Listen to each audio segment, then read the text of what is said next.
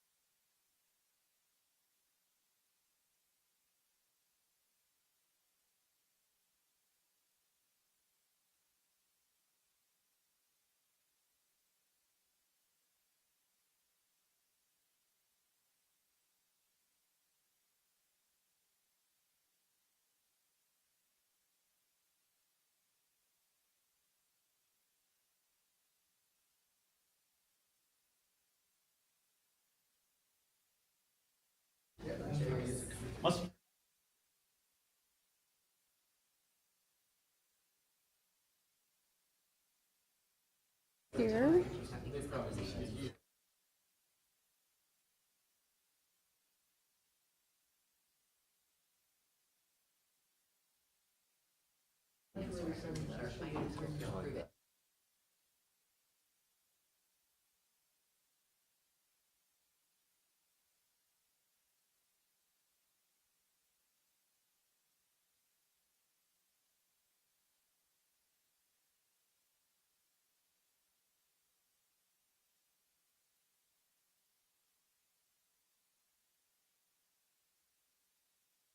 Board here. I have 12:15. Do it. I know people are talking about a packed agenda, but I thought this was... No, boy. No. I mean, because her presentation will be 20-25 minutes, so, and we're not discussing anything. Alrighty, well, we're gonna just take one more minute to get settled here. I've got 12:15. I think I need to move this.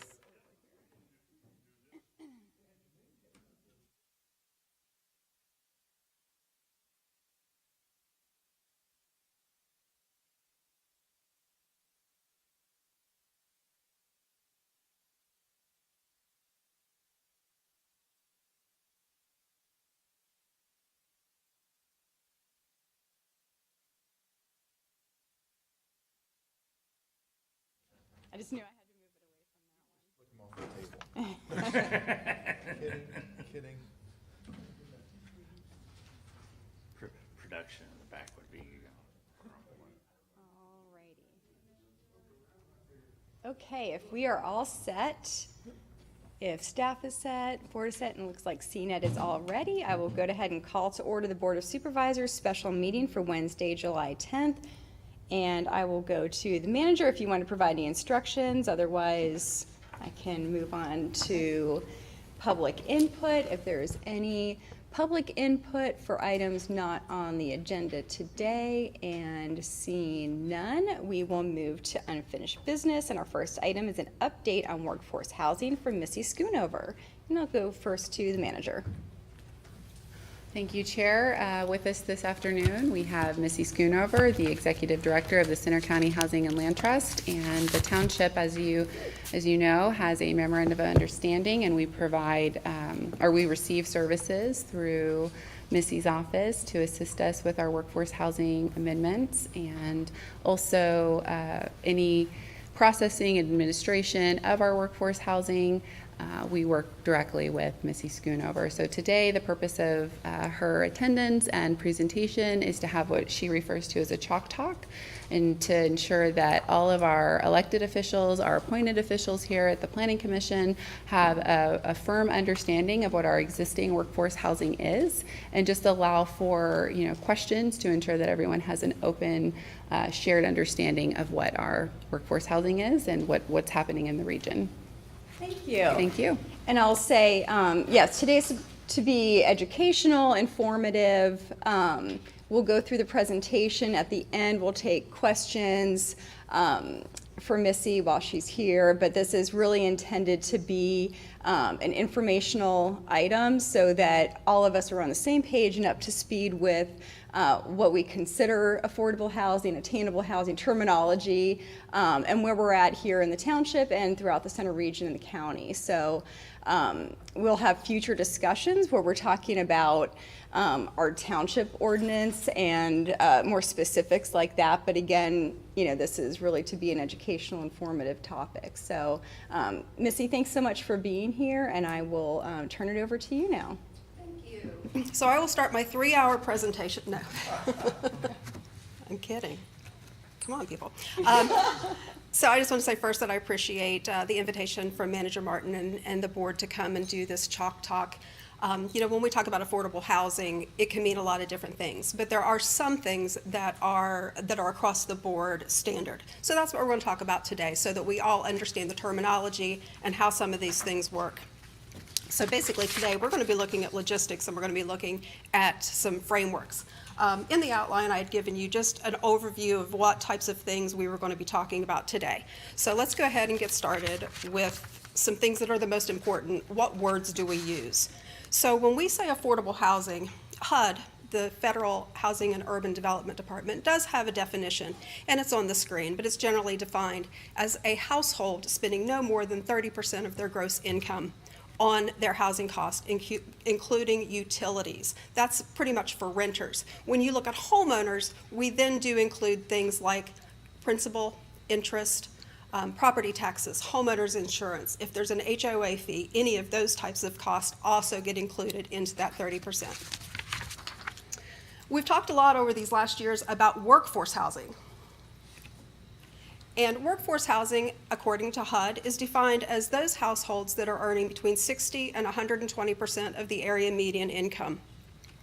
This is a break where they are beyond the levels of housing that have some subsidies available to them to help reduce their burden, and those that are at market.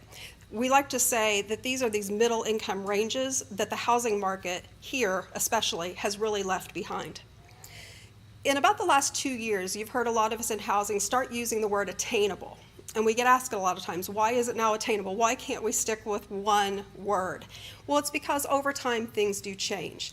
And for us here in Pennsylvania, we have House Bill 1386 that's going through the system now, and it's talking about attainable housing.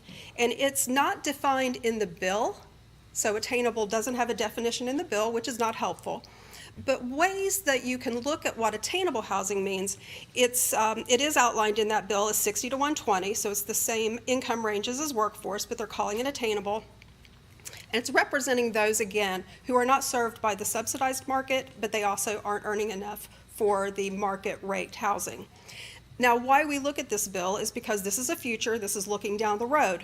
There is the possibility that municipalities may be eligible to receive some grant funding from the Commonwealth to assist with their housing programs if they have attainable housing ordinances. So that's why I've been using attainable, because if it's going to help my municipalities access some grant funding, then we need to make sure that we know what that is. Next slide. Okay, AMI. I've said it like 4 times already. Now we're going to talk about what it is. AMI is set by HUD. It's the midpoint of your region's income. It's calculated by the gross income before taxes. Look at it this way. For Center County, this is the midpoint. Half of our residents are earning more, half are earning less. The way that HUD calculates this is they break the United States and each state into regions. And as you see on the screen, Our region is called the State College, Pennsylvania Metropolitan Statistical Area, Center County.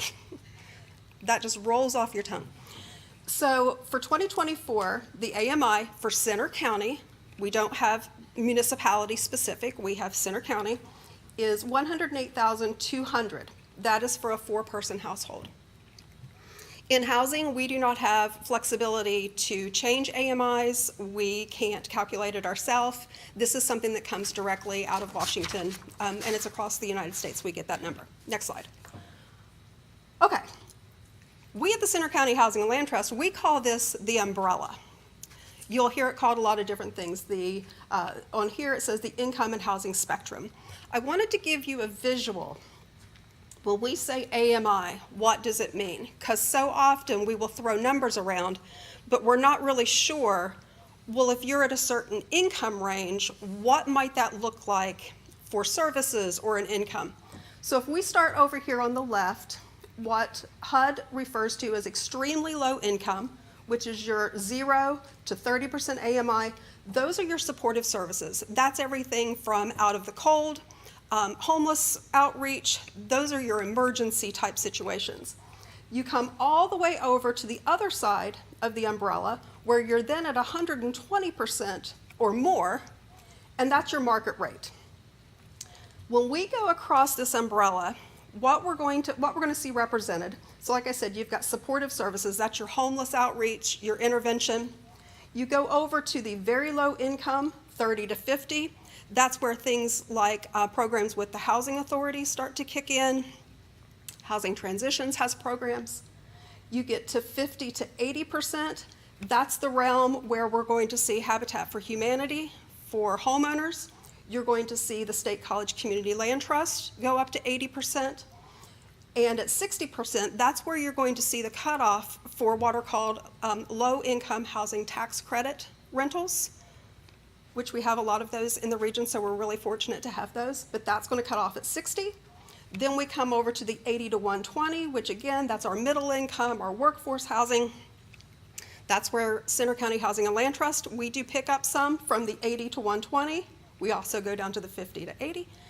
We have first-time homebuyer programs through Center County and through the State College Borough in that bracket. And then the above 120, there are no programs. So what we see when we look at this, there's lots of support and subsidies and things available on one side of the umbrella, but then when you get about to the handle of your umbrella, over to the other side, that's where the support for individuals in that workforce really start to drop off. Next slide. Okay, let's look at the numbers. I think it's important to be able to look at some different ranges, 60, 80 to 120, and see what does this actually look like for one of our community members. So if we look at a 1-person household or a 4-person household, at 60%, we're looking at an income of $45,450. That's the maximum. That grants a monthly payment, 30%. Remember, that's what HUD tells us to look at, of $1,136. If they were going to purchase a price, and the local bankers told me that I needed to use a 7% interest rate to do these calculations, that gives them a purchase price of $170,750. Remembering that homeowners, that has to include principal, interest, property taxes, homeowners insurance, and any other HOA or condo fees. I don't know if you've looked lately, but there's nothing in the center region for $170,750 all in. So we go across the board and we see the others. We come down to our 60%. Now we're looking at a family. A household can be 4 individuals who consider themselves a housing unit. It's not the nuclear family. A lot of people ask me, is it always, spouses and children? No. It can be roommates that consider themselves a family, so it's 4 individuals who are a housing unit. And you can see where the numbers do go up on their purchase price and those things, but you always have to remember we're now having income for 4 as opposed to 1. Next slide. That number that is in bold, in gold, is $329,667. As of June 17th, that is the average sale price in Center County. I'm going to let that sit for just a second. That's for Center County. That's not for the Center region. So what that means is that's taking into account, this is from the Center County Association of Realtors of all the closings. That's taking a look at from everywhere, from Phillipsburg to Port Matilda, Bellefonte to Bald Eagle. And we know that the prices here in the center region do tend to be much higher than some of those outlying areas out in the county. So as you take a look at the chart and think about that, home ownership has become extremely unaffordable for most people in our area. We look at the numbers and we say, well, we can see that. Well, I'm a data person. Just because I look at numbers and think something, maybe I'm wrong. Well, in 2023, we received the Housing Needs Assessment, and the Center County government had contracted with M&L Associates, and they are known nationwide for their skill in doing housing assessments. And they did a comprehensive housing study for our entire county. And what they did was they broke the county up into different regions. So we're going to look at a couple of their slides, their data points for the center region. This was an update to the 2005 Housing Needs Assessment. These are huge undertakings. They are very expensive. So we were really fortunate that the Center County government decided to use some of their ARPA money to do this study so that we could have current information to go on. Just to give you an idea about the scope of this, I looked it up. There were 175 participants from 150 different agencies that were interviewed and met with, and we had strategy sessions, and this was about a year-long process that went into this, and it is located on Center County government's website, and it's a very large document. If you'd like, I can send it to you, but anyone that is a data nerd like I am, you'll love it. If you're not, there's lots of charts and graphs, so it kind of serves everyone. Next slide. So I pulled two different slides. It was hard for me to pick because there's so many. But I thought these were really representative of a question that we get asked all the time. I know a lot of times my planning commissions get asked this, so I'm talking to our planning commission folks. Well, how many units do we really need? How many do we have? How many do we need? So what this study did was they broke down the center region. Again, this is for center region. And you can also see it for the other regions, the other 4 regions of the county, if you want to compare. They broke it down by AMI chunks, so 0 to 50, 51 to 80, 81 to 100, 101 up. And they said how many total, how many are there affordable, how many are being occupied by people within that income tier, how many are by incomes outside that tier, either above it or below it, how many are missing, and then the gap. So this chart is reflecting what that housing gap is between the income ranges, the number of affordable units we have now, and what we need. And these are for owners. Next slide. This slide is for renters. And this is going to show, again, the missing rental stock for those different income ranges. When we had a work session, and it was there were many of us that had participated in the study that met with the commissioners to go over these preliminary findings before it was finalized. And it was interesting to us because some of the commissioners were shocked that so many individuals who earn higher incomes were either buying or renting in those units that were priced for the lower incomes, and that surprised them. In housing, it really didn't surprise us at all, because many times on the ownership side, the individuals who are earning at the higher, while they may be earning higher, they are also raising children, they have school loans, they have lots of other debts, so they'll choose to spend below what their 30% max might be, which then ices out the people that need that lower price, or they're not able to purchase the home that's in their income range because it's the perfect income range for football homes or long-term rentals, investment properties, those types of things.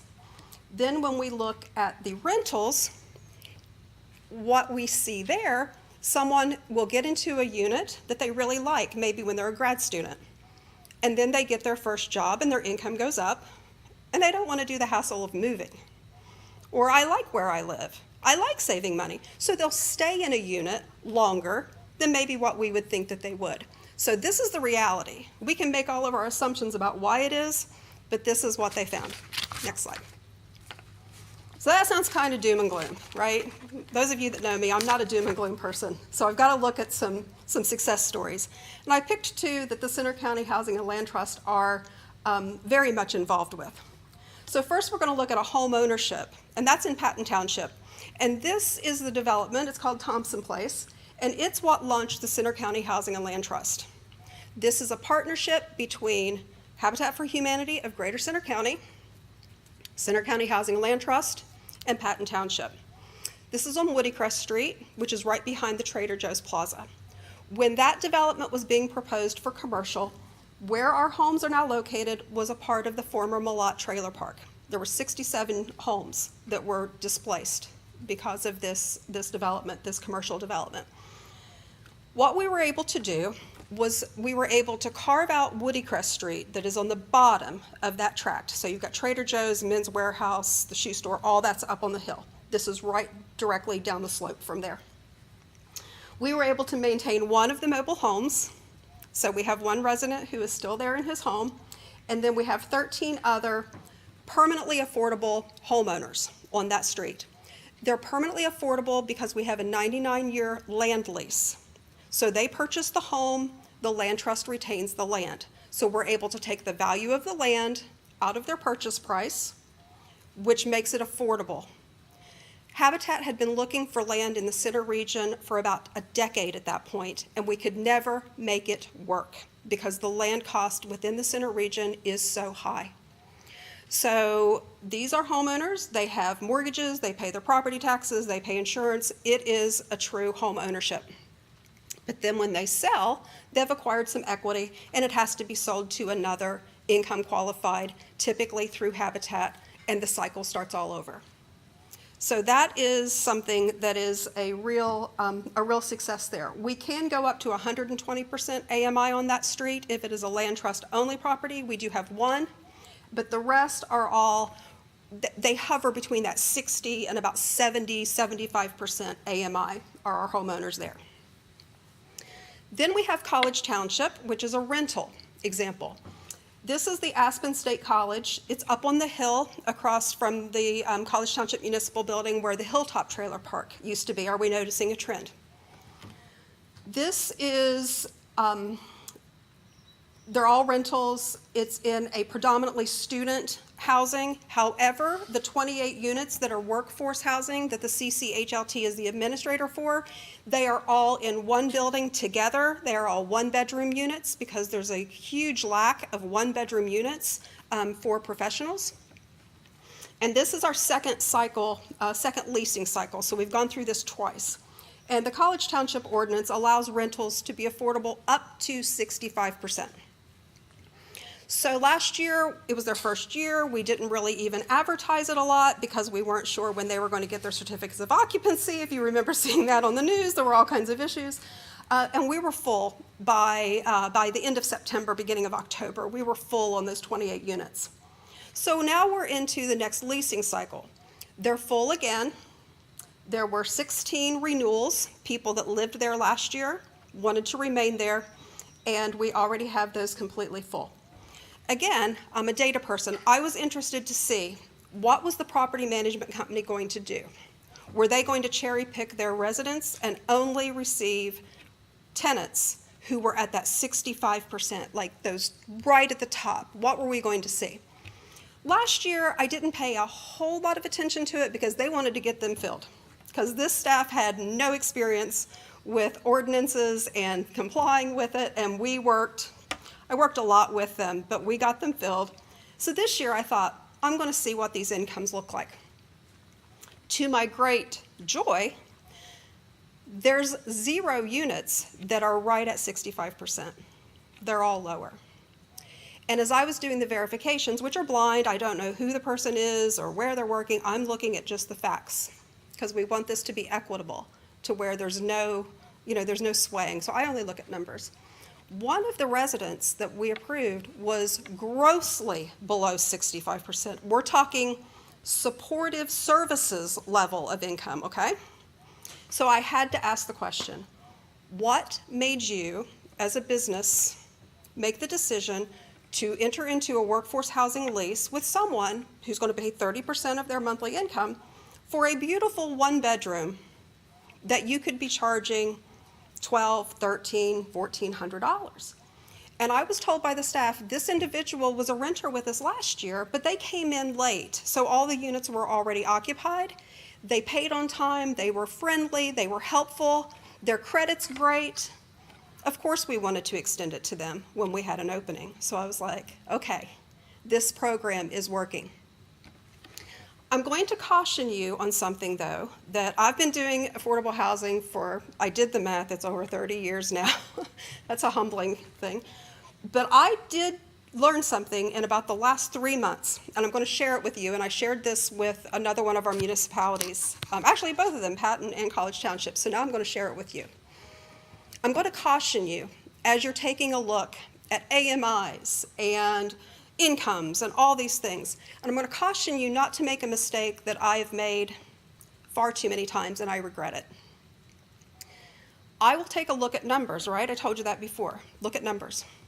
I was making a judgment call, whether I realized it or not, about what made a meaningful impact for a family or for an individual.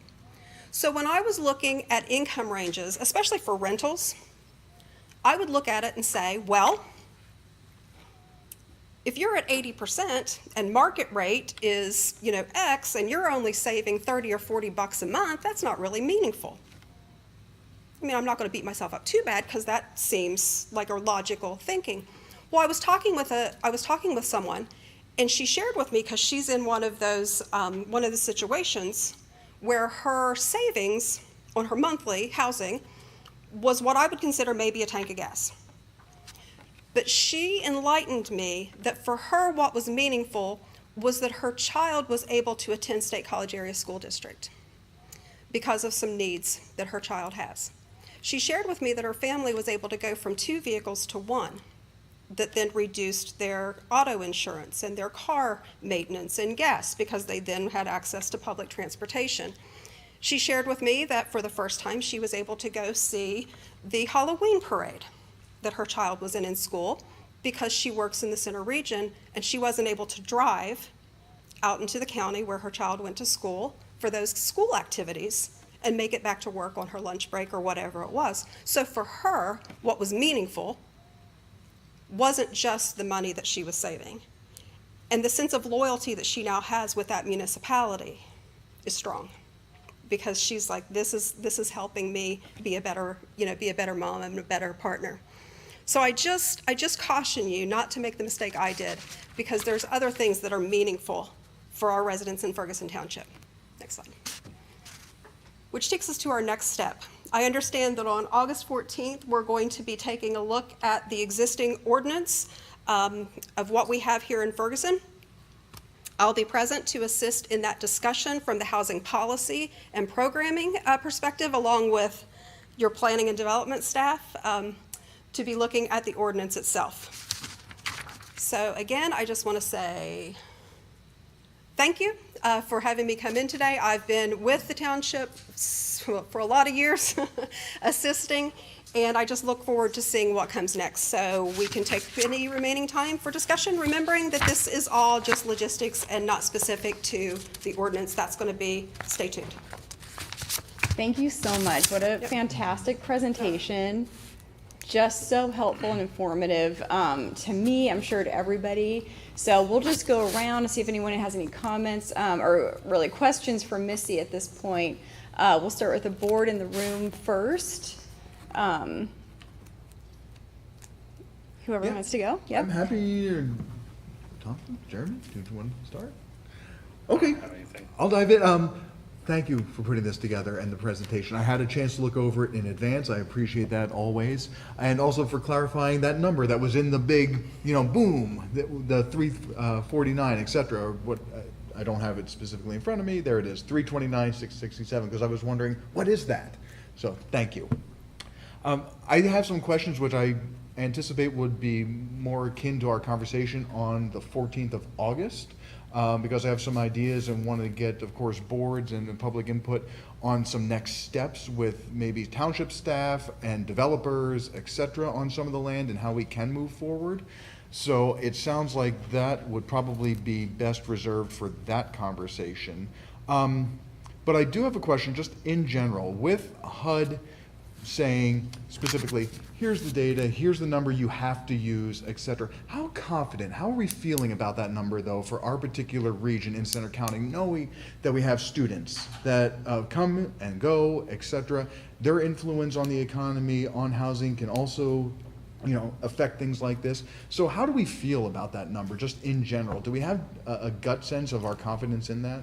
You're asking me how confident I am in the federal giving me numbers. Okay, and it's being recorded.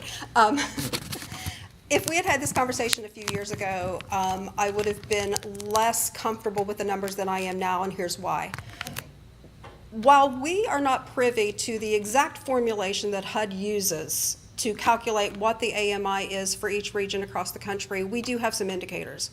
And one of the indicators that they use are data, which again is only every 10 years from the census. And as we know, the 2020 census for our region, and I've talked with some other people in Madison, Wisconsin, for example, where they kind of have the same situation, those students were not captured in our census back in 2020, many of them, which again, it created a lot of issues, especially for the borough with their entitlement status.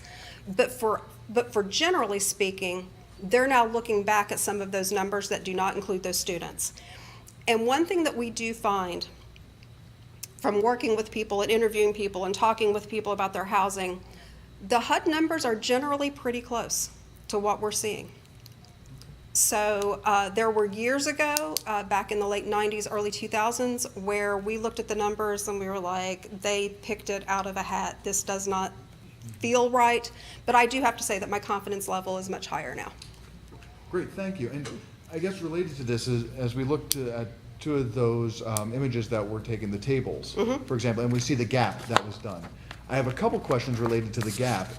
Specifically, what I'm not seeing is more of a, you know, my simple mind, red, amber, green. How does this stack up against other areas when we think about our gap? Are we deep in the red, and this is something that is absolutely the highest concern, priority, et cetera? Or when you compare to other municipalities, maybe it's Madison, and you say, oh no, we're very similar to them. Is this more of a national trend? I'd like to understand a little bit better where we fit in that spectrum. We don't have access to this type of study for many other regions because they are very expensive, and unfortunately, lots of counties or geographical regions just don't do these types of studies very often. And I'm looking over at Mr. Trent. He could probably back me up on that. Getting the comprehensive housing data is kind of like the unicorn. We know that maybe there's one out there. But what I would advise you to do is, if you do want to look at that just for Center County, you'll be able to see, of course, for rentals, especially the Center region, it's the light is flashing for affordable rentals for non-students. But when you start to look at those other geographical regions like Phillipsburg or the Bellefonte region right now, by percentage points, they're outpacing us in their increases in their cost, and they're not adding the new units either. So it is a major concern for all of us in housing. A lot of developers have not built a lot of this missing middle type housing for decades, and we're now paying the price for that. And I will say, we need the missing middle, right? We need it filled in. I am with you 100%. And as I look over the data too, part of the other questions that I have, it almost implies that the gap, well, let me ask it this way. Where are the people that are being represented by the gap, where are they living now then? Or what does that mean as we look at, just what does that mean to the community when there's a gap like 1,000 in a certain area, or multiple thousands? They're living in either one of the other 4 regions in the county and commuting in, or they are living in other counties. If you take a look at the CBICC does labor shed information, and we're drawing into the Center region. I think it's like 13 counties was the last number that I saw. It's 11 or 13 counties. So we're talking to individuals who are spending hours of their life commuting in, and the money on their vehicle or carpooling, that really would prefer to live, work, play closer to where they're working and to bring their children into the school districts. But there are a large number of individuals who are living even beyond the Center County borders right now because they just can't find a place to live that's affordable. And it's even within our municipalities. I have staff members from within our municipalities reaching out to me saying, if you hear of something, let me know, because I want to live in the center region and I can't. Thank you for that, because I too have colleagues in the past that one was in Evansburg, another up in Plainfield. I mean, you know, large, long commutes coming in. I think for today, those are my only kind of questions to clarify and better understand the data, so I appreciate it. Thank you. Thank you. Thanks, Matt. Jerry, any questions? I don't happen to have any questions. Very good, insightful presentation. I definitely echo what was shared on the people coming in from other counties. I have witnessed that myself, working in retail management. As somebody that does live in the center region, sometimes I was maybe the only person running the checkout lines at the store when the rest of my crew was home stuck in snow or broke down cars, and it can be very challenging. And a lot of people I had worked with wanted to live within the center region or somewhere closer. All right. And let's go to board members online. We can start with Patty, if you had any questions. Thank you. No, I don't have any questions, but I really appreciate the presentation. It was very insightful. So thank you, Missy. You're welcome. And Omari, if you have any questions for Missy. Good afternoon. And I've been having some challenges technologically, and so if you answer sorry, I apologize. But the program overall, how many units does it bring online in the region, kind of on an annual basis? I couldn't understand it. How many units come online in the Center County region per year? Is that your question? Correct. Yes. Omari, I would have to reach out to my colleagues at the Borough and the State College Community Land Trust and get their numbers. I'm not sure how many they bring in, but just for the Center County Housing and Land Trust, we have not been able to bring, well, what we have are new homeowners, but not newly built units. But I will reach out to the Borough and to the Land Trust and get that number, and I'll get that back to Ms. Martin, okay? And how many units how many homeowners are there annually? How many new homeowners? How many new homeowners just within the Center County Housing and Land Trust? In the last year, we've had 3. Okay, and how many do we get each year? Is it on average? It just, because we have homes, it just depends on if someone decides to move. Last year was a larger number. Most of our homeowners are happy and they stay. We have some homeowners that have been there since 2009. So it just depends upon what they want to do. And then the renters in College Township, like I said, we had those renewals. But right now, we don't have any units in Ferguson Township.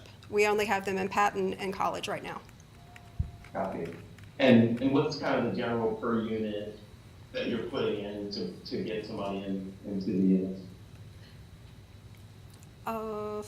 You mean from, well, our homeowners are all partnered with Habitat, so they have their own program, but those are all individuals who have 0% interest mortgages for 30 years, and their out-of-pocket is only $500. And then we, from the Land Trust, we don't collect anything up front for the land. We do a $25 a month land lease, so we don't require any out-of-pocket.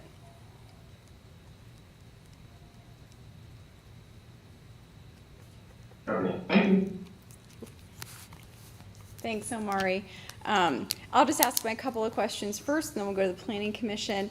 So I had a couple questions about those existing, the Thompson Woods and then the College Township one, but I think what I'll start with is a question about the LIHTC, the low-income tax credits that a developer can get. Can you just explain what that means? And you said that caps at 60% AMI, because we do have those units here in Ferguson. So I'm just and how that compares to how they exist in Ferguson versus maybe with this College Township, if that's what that is, how you're involved in some of this. So if you could just break that down a little bit. I'll do my best. We, in the affordable housing realm, we do not operate in low-income housing tax credits. That's for developers, and it's a financial tool to encourage them and to help facilitate the construction of these types of lower-income units. The 28 units in College Township are not a LIHTC property. That was a private developer that came in and developed that, and those units were created under their workforce housing ordinance. They were required to build that.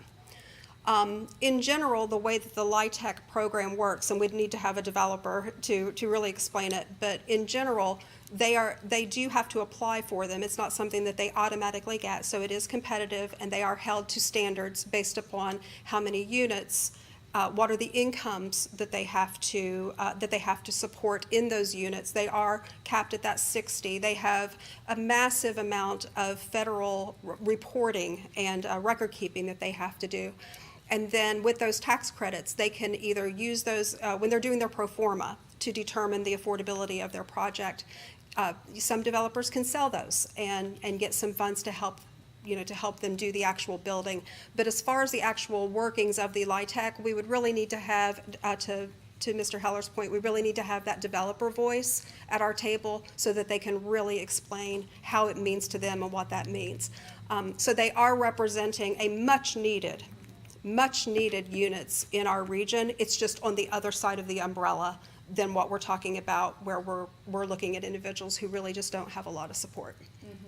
Well, that really answers the question for me. So I think because that's not going to be part of really what we're discussing with our ordinance. So on the next, so I think that's really helpful.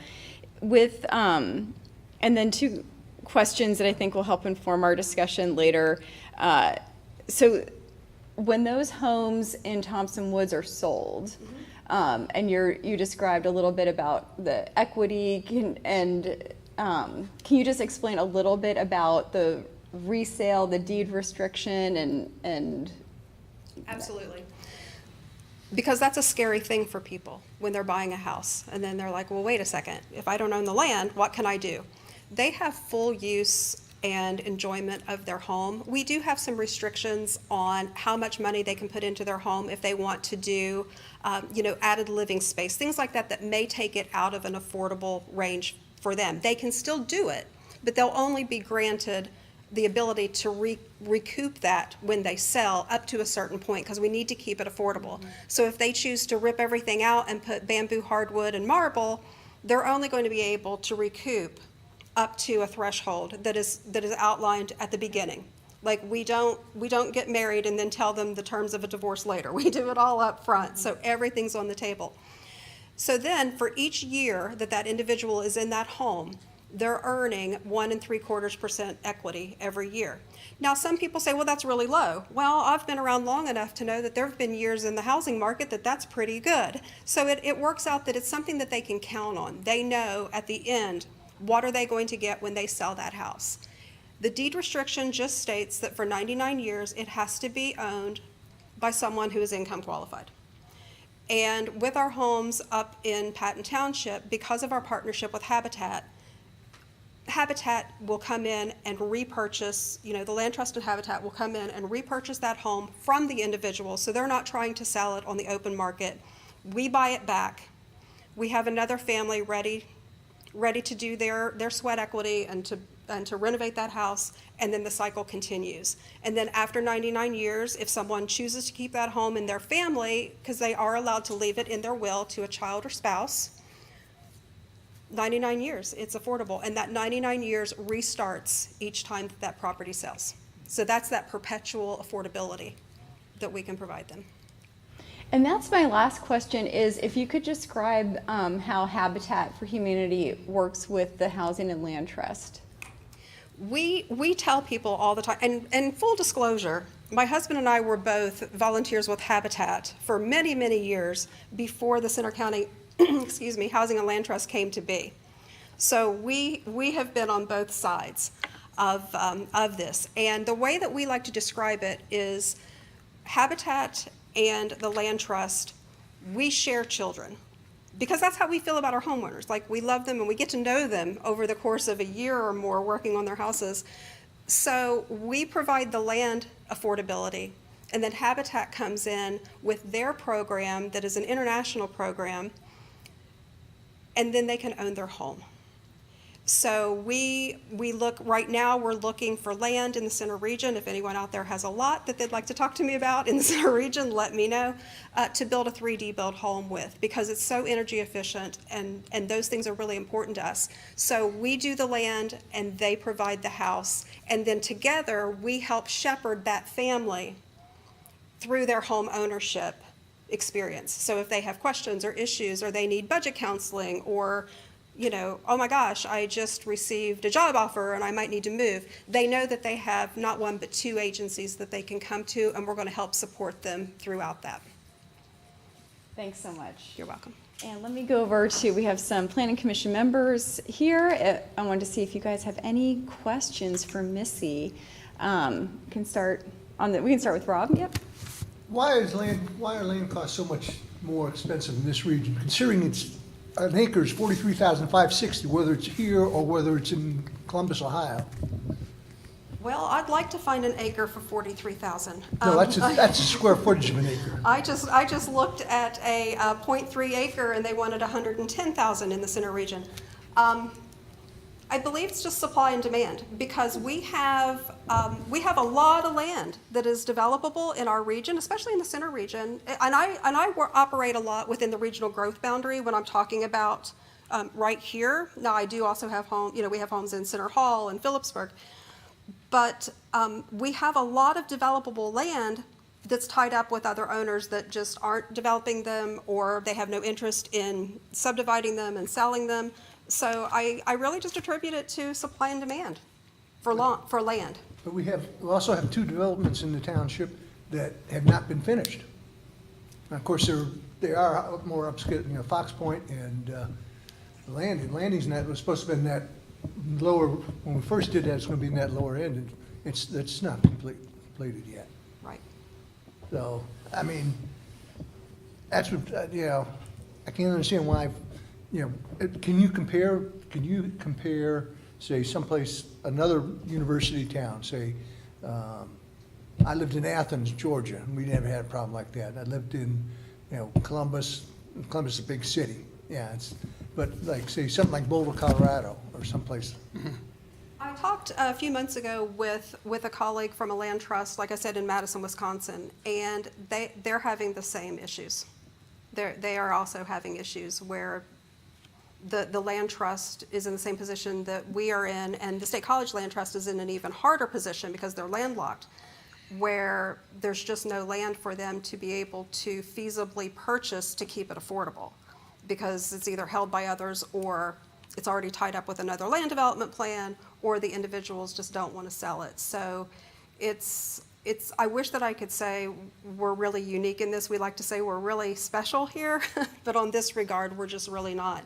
And some folks in the Pittsburgh region, they're getting creative, and they're starting to do conversions. They're like, you know what, we're not going to find land, so let's just start finding properties that we can do conversions and create affordable housing that way. Okay, thank you. Yeah. Nicholas. I have no question. Just a quick one, because I'm kind of new here. How does the trust, how is it funded? And does your trust purchase single-family homes? To answer the first question, we are funded privately and through the support of our local municipalities. We are not eligible to receive any of the federal or state automatic entitlement money that comes. In this region, the State College Borough is the only entitlement community, which means that the federal government sends them money towards their housing initiatives every year, whether they ask for it or not. And that's based upon their population and their income. Because when you look at, back to our discussion earlier, when you look at the students, it brings the income level of the borough down. So that allows them to be eligible, and that's how they're able to do a lot of their projects. So we at the Land Trust, we are funded 100% by small dollar donors, the person that sends us $25, for somebody's birthday, the generous support of Center County Commissioners and our municipalities, College Township, Ferguson Township, and Patton Township. and then through initiatives like Center Gives and those types of things. So it makes it difficult for us to have the funding to go out and compete with the bigger fish in the little pond. So that's where we're always looking for grants and things like that, and we partner with Habitat. Do we buy single-family homes? We are always looking if we were able to, but right now, because of the funding crunch that we're on, and with the economy, some of our donations have really dropped off. We just don't have the money stream to do that right now, but we do keep an eye on properties that we might be able to get if it's a blighted property, which we don't have in the center region, but in some of those outlying. But here for Ferguson Township, a single-family home we just can't do. We looked at a home with Habitat in Park Forest Village. It would have been perfect, perfect. But the homes around it and the amount of money we would have had to put in it for asbestos mitigation and some other types of just safety, lead paint mitigation, it took it so far out of our affordability that there was just no way. And I saw it was listed now for over $350,000, and it's like 900 square feet. So we're up against bidding wars that we just can't meet most of the time. Thank you. Bill? In your opening statements, you talked about definitions. And the other definition with regard to need in the center region that we hear a fair amount about is a need for housing for young professionals.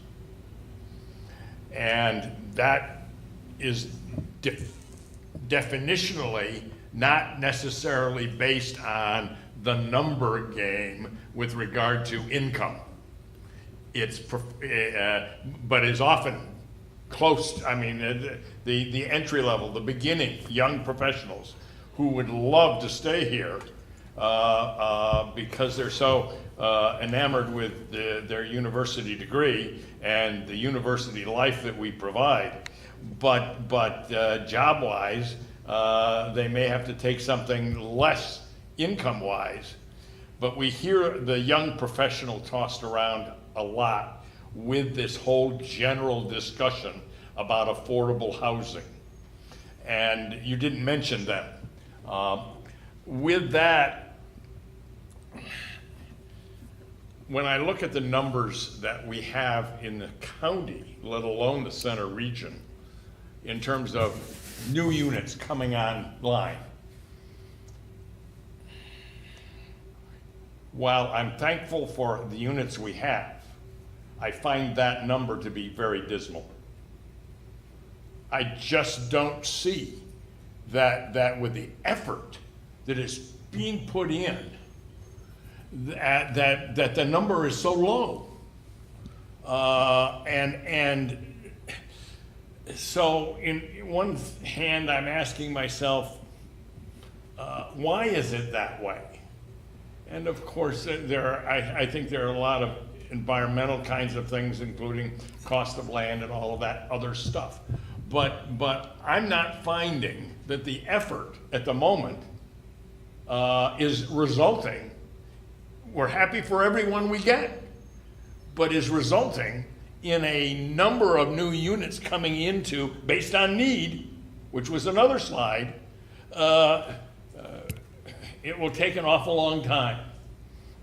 And so with that in mind, it's my thought as a township, and even with you guys, that we've got to do more thinking out of the box as to how to tackle this particular issue. And one of the ways about tackling this kind of an issue, which is thinking more out of the box in this region, is looking at things like tiny houses, container houses, 3D built houses. And I'm not seeing the ordinance structure developing or being asked to be developed that would include that kind of thinking out of the box in terms of these kinds of units. I'm just not hearing that discussion.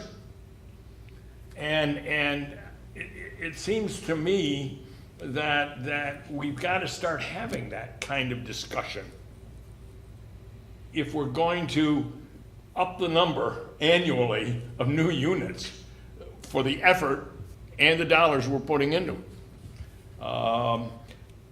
We will be able to use the land cost excuse for a lot of more years to come. It's not gonna go away. So I say put that somewhere else. There's got to be some out-of-the-box thinking as we, as a township, start to look at our ordinance or our effort, that we do some more thinking out of the box as opposed to trying to fit everything in the same round hole. I would be also interested in exploring the advantages of creating an authority to take on some of the financial responsibility in the township.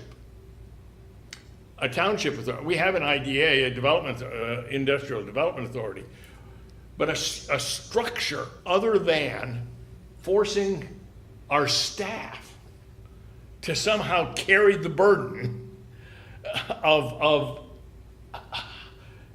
developing all of these parts that go into thinking out of the box. And I don't know whether in Ferguson Township, whether an authority structure would help us, because in establishing an authority, that authority has some opportunities that the township doesn't have in terms of, or in addition to what the township has, in terms of garnering some financing. Your two examples, good examples, great examples, and both of them require the township, not require, but in your reporting, the township had skin in the game. And that's what we'll get to on the 14th. So I Right. think, I think those are, interesting points, and that's kind of, the idea is to get Missy's feedback on, or some, her perspective on current conditions so that can inform our next discussion and future discussions at the planning commission level. So other things before I take a round two? Lewis, yeah. go Have a ahead. second. Please, I just have one question. Well, the number you used as far as the average sale price in Center County, is that median or That's the average. that's the average? Because I would assume, for example, in the center region, it's probably at least, it could be twice that, or some approaching that. Right, depending on the months, we have to take those and really look at those. My board, every month, we take a look at what has happened in the actual closings in the most recent month from the actual data. And so there's a great fluctuation. So we just grabbed a moment in time and put it on there just to give an example. But, right now, it's trending higher because we're in the season where so many homes are selling. So if you have 1 million plus home, that can skew the whole county average. So I tried to find a point in time that didn't have those 5,000 transfers or the 5 million transfers and tried to grab that. But it was just I was just trying to illustrate that even an average for the county is still unattainable. Thank you. Any other questions? I want to see if the manager or planning and zoning director have any questions for Missy while she's here in front of us. I have one. Yeah, please. You mentioned in one of the examples, either Patton or College, I don't recall, about working with staff. And I think I meant you to understand that you were talking about working with township staff. Yes. What does that relationship look like in terms of administering the ordinance after it's adopted? And where is the land trust in that relationship? And what resources are available for municipalities to be able to administer those ordinances? That is a lot of a question, but I'll give you the short answer. For example, in College Township, I am their administrator, so I am the interface between the developer or the property manager and the township. So I field all of those questions back and forth.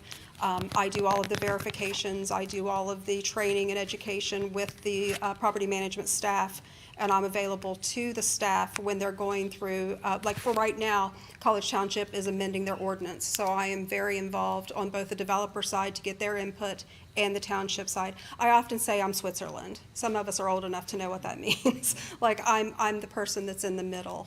Our agency is in the middle on that. And gosh, this would be, I've been through 4 ordinances here in Ferguson through the land trust. 4 iterations of 4 iterations. the current ordinance. And some of those were just looking at it without any formal action being taken, but just in a real world, if this happened, then could this, in anticipation of changes that just didn't come around. And I'm new, but none of those, there isn't anything in Ferguson, right? No. I mean, No. The ordinance has gone through 4 iterations. but no. There are LIHTC properties Right, in nothing Ferguson, under the but nothing ordinance. under the land trust or habitat. We'll have one under construction here soon, and so Missy will be our point of contact, and she'll be administering on behalf of the township. And so we actually have a seat on the board of directors for the Center County Housing Land Trust, so I participate in that, so. Yes, from the municipal side, we do have a seat on our board from College, Ferguson, and Patton. All right, great question. Okay, well, Missy, thank you again so much. Stay tuned. More to Yes. come. Exactly. All right, we will move on to, let's see, discussion on agricultural security area ad hoc advisory committee, and we'll go to James Progar for that item. Ferguson Township is conducting the required 7-year review of the agricultural security area and is inviting interested parties to participate in the ad hoc agricultural security area advisory committee. Those positions have currently been filled with the required 3 active farmers and 1 citizen residing in the township that is not a farm owner, but it does require 1 member of the Board of Supervisors who will serve as the chair of the committee. So the board is now asked to discuss and appoint a supervisor to represent the committee. Fantastic, thank you. Okay, and great update that those other seats are filled. So we didn't discuss this too much. I thought maybe, Jeremy, you'd expressed an interest, or I could be wrong about that, but I wanted to see if anybody had interest in sitting on that board, and who, I know those meeting times have been established, so we can see what works. Do the meeting times available? This is Omari here. I did have a slight interest when I saw it was blank. I small thought to help out for there, but definitely, I guess whatever works best for schedules. Okay, maybe And I mean, do we, and just a question, do we need to have, kind of this decided today, or, you know, if we kind of look at schedules and go from there, then we can. Yeah, we do need to pick this today, so maybe we could just say what those anticipated meeting times are that worked for the other members, and see who that works for, and kind of determine that through that. The scheduled meeting time for the first meeting is Wednesday, July 17th at 4 p.m., 4 to 6 p.m. And then if another meeting is needed, then we will select a date at that time. Okay. For the entire committee. Does that work or not work for any of those interested? Okay, so Matt is good for that and interested. Omari, that was the 17th from 4 to 6. Good for me. I don't know who else is. Patty, if you had an interest in this, and then you all can decide. No, I'm not interested. Okay. Thank you. And Jeremy? I do have a meeting invite for something that day. Yeah, we kind of, Right. we've Yeah. floated and anyone can serve as an alternate if something should come up, so we could have an Yeah. alternate for that. So, but we need just one person, one board member to be the official board member of this committee, and they'll serve as chair of that committee too. So it looks like Omari, Matt, and Jeremy are all interested, and I will let you all decide amongst yourselves expeditiously. You would like to do that. I guess I, if no, I will take my name off immediately. Let's go down to, not that serious. Yeah. Maybe work out. And again, anyone's invited to attend that meeting, you know, you can, Okay. you can sit in on that and that's absolutely fine, so,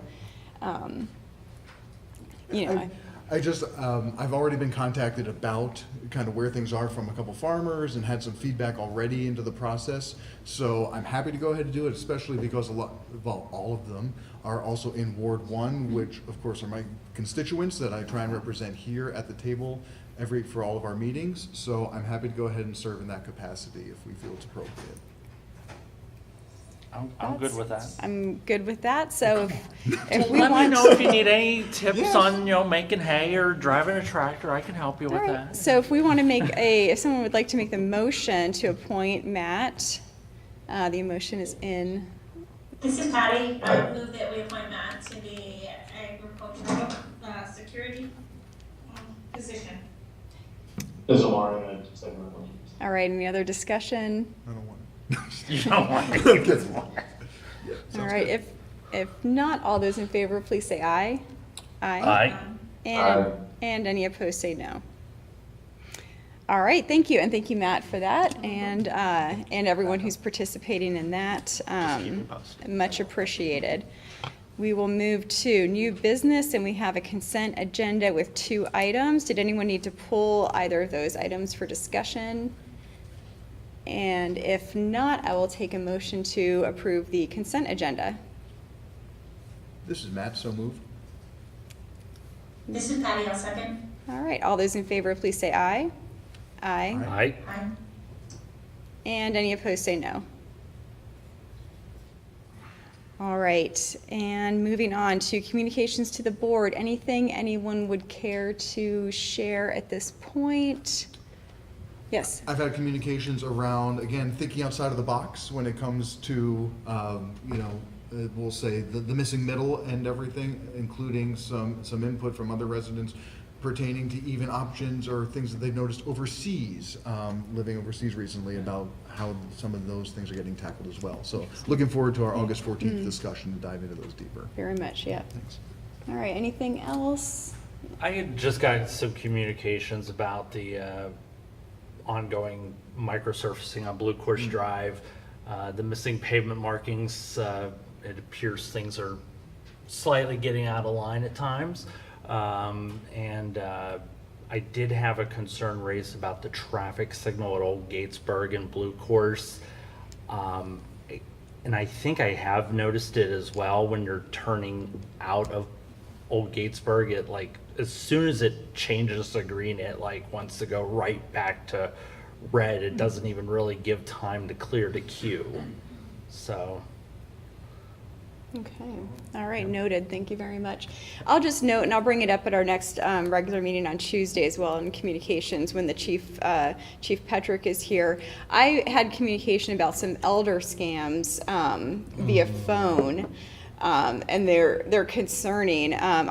We can go into it a little bit more next time when Chief is here. I'd be interested in his feedback about any maybe increased occurrence of this around the county, and so just, I guess, be vigilant of these, and inform your friends and neighbors who may be in a vulnerable population susceptible to these kind of scam phone calls. So that continues, unfortunately. So, and again, I'll ask Chief at our next regular meeting if he's heard anything about that happening. So, if there's nothing else, we'll move to calendar items, which are all indicated on our website in the calendar. I know we have a regular meeting scheduled for next Tuesday.